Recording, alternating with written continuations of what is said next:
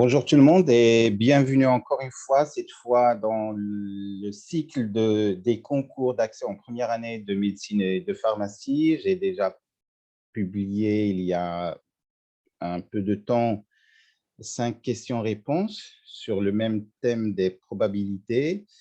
Je signale que peut-être que vous n'avez pas vu ce type d'évaluation dans les examens de baccalauréat, non plus peut-être en classe, mais c'est l'occasion de pratiquer ces notions de probabilité et de voir de plus près des situations de tirage ou bien de calcul de probabilité de façon générale. Alors, cette séance va être présentée en langue française et ce pour vous préparer d'une part à vos entretiens et d'autre part pour améliorer, enrichir votre vocabulaire en langue française, des concepts mathématiques et aussi de communication.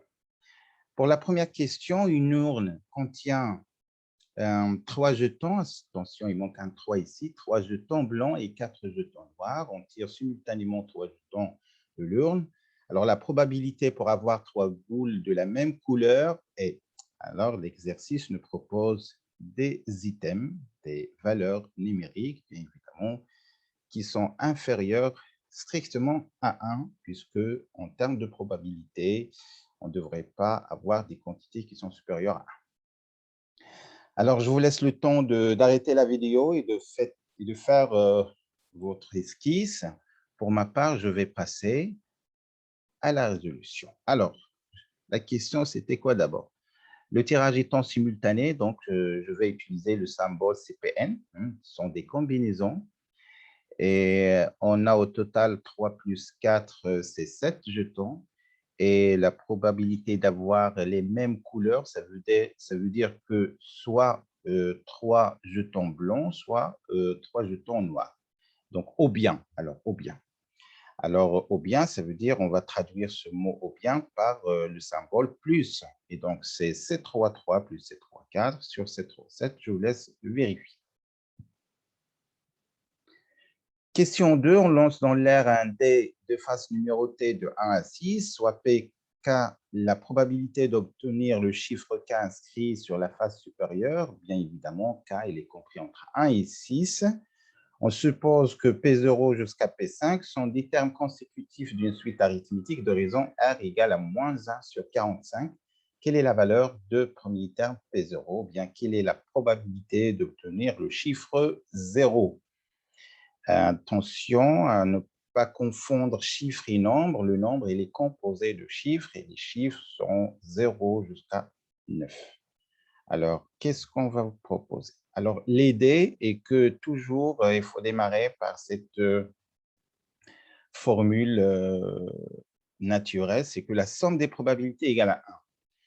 Or, cette somme constitue des termes consécutifs d'une suite arithmétique dont on connaît la formule, c'est n moins p plus 1 sur 2, up plus un. Alors, c'est ce qu'on va faire, c'est n moins p plus 1 sur 2, p0 plus p5. Alors, on cherche bien évidemment le p0, sauf qu'on n'a pas p5, mais on sait que p5 égale à p0 plus 5r. Je rappelle la formule UN égale à UP plus N moins P fois R. C'est ce qu'on va faire. On en remplace par la raison moins 1 sur 45 et le reste, c'est un calcul simple à faire. Je vous laisse voir. Question suivante. On dispose de 2 urnes U et V qui contiennent 2 boules blanches et 3 boules noires, respectivement. 3 boules blanches et 2 boules noires. On lance un dé équilibré de face numérotée de 1 à 6. Si on trouve un chiffre pair, on tire une boule de l'urne A. Si on trouve un chiffre impair, on tire une boule de l'urne V. La question, calculer la probabilité de l'événement tirage d'une seule boule blanche. Alors, la probabilité est la suivante. Regardez, c'est 3 sur 6. Ça signifie que c'est la probabilité d'avoir 3 chiffres pairs parmi les 6. C'est également la même chose parce que de 1 à 6, on dispose de 3 chiffres pairs et 3 chiffres impairs. Et le reste, ça concerne le premier urne, c'est-à-dire il dispose de 2 parmi 5 et l'autre, il dispose de 3 parmi 5. Donc, je vous laisse voir pour conclure.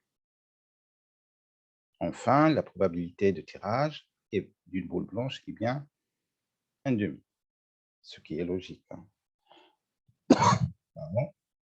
Question suivante, on lance d'un seul coup 3 dés équilibrés et colorés, chaque dé est de face numérotée de 1 à 6. On s'intéresse aux chiffres inscrits sur la face supérieure, bien évidemment, de chacun des dés. Alors, la probabilité d'obtenir la somme des 3 chiffres égale à 5 est laquelle parmi les items proposés? Donc, on cherche à ce que la somme des 3 chiffres obtenus égale à 5. Alors, il y a 2 éventualités, soit 5 égale à 1 plus 1 plus 3, soit 5 égale à 2 plus 2 plus 1. Ça veut dire obtenir un dé, le chiffre dans la face supérieure de d égale à 1, ici de même égale à 1, mais dans ce cas-là, égale à 3. Alors, la probabilité dans le premier cas, regardez, c'est 1 sixième fois 1 sixième fois 1 sixième fois 3. Et pour le deuxième, c'est par coïncidence la même chose. Hein. Et donc, la probabilité, c'est la somme de ces deux événements, ou bien, traduit au bien, ou par symbole plus, ce qui donne 1 sur 36. Je vous laisse vérifier. Finalement, la réponse correcte est bien C.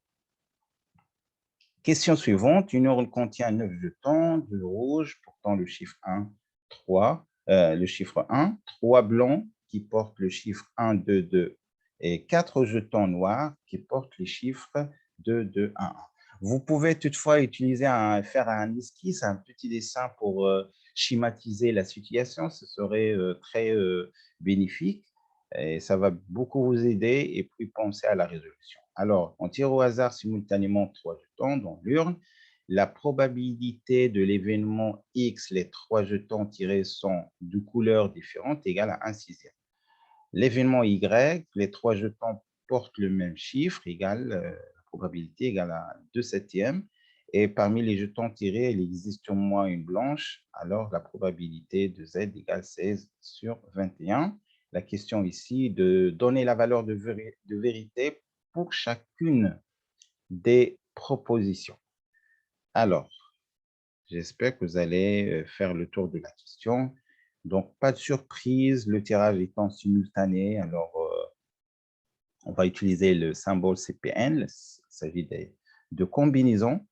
Et puis, le reste, je vous laisse voir.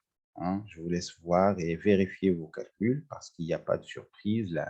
La démarche, elle est classique et ça dépend de l'analyse de la situation que vous devez faire vous-même. Voilà donc, la proposition A est fausse, la deuxième est également fausse, la troisième, elle est fausse. On n'a pas trouvé les mêmes valeurs, sauf que pour la proposition C, elle est correcte. Hein. Donc, vous pouvez refaire ces calculs. L'essentiel, ce n'est pas de réussir le calcul, mais d'abord de connaître comment on trouve ces formules. Hein. Question suivante. Une étude sur une population a montré que 40% sont des fumeurs et que 30% ont des problèmes psychiques. Si 60% parmi les fumeurs ont des problèmes psychiques, quelle est la probabilité qu'un fumeur ait des problèmes psychiques? Alors, j'ai déjà signalé dans la vidéo qui concerne le concours d'action première année des classes préparatoires de l'ENSA, que le pourcentage signifie une probabilité. Dire 60%, ça veut dire la probabilité de 60 sur 100, à savoir 0,6. Voilà. Donc, je vais noter les événements suivants. A est un élément qui fume, B un élément qui est malade psychiquement, A inter B, ça veut dire c'est un élément qui fume et qui est malade.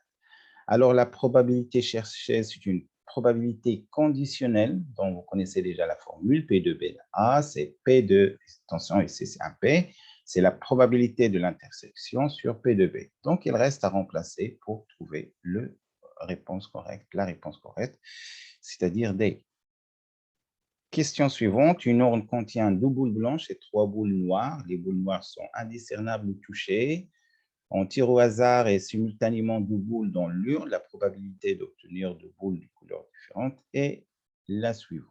Alors, arrêtez la vidéo et faire votre recherche. Je ne pense pas que ceci présentera une difficulté, hein. Pas du tout, parce qu'on va utiliser le CPL, le tirage étant simultané.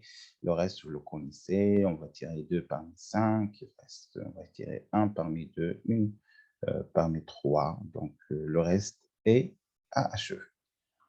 Question suivante, on dispose de deux urnes U1 et U2. Chacun contient 5 boules numérotées de 1 à 5. On tire au hasard et simultanément deux boules de U1 et une boule de U2. La probabilité d'obtenir deux chiffres impairs et un chiffre pair est la suivante.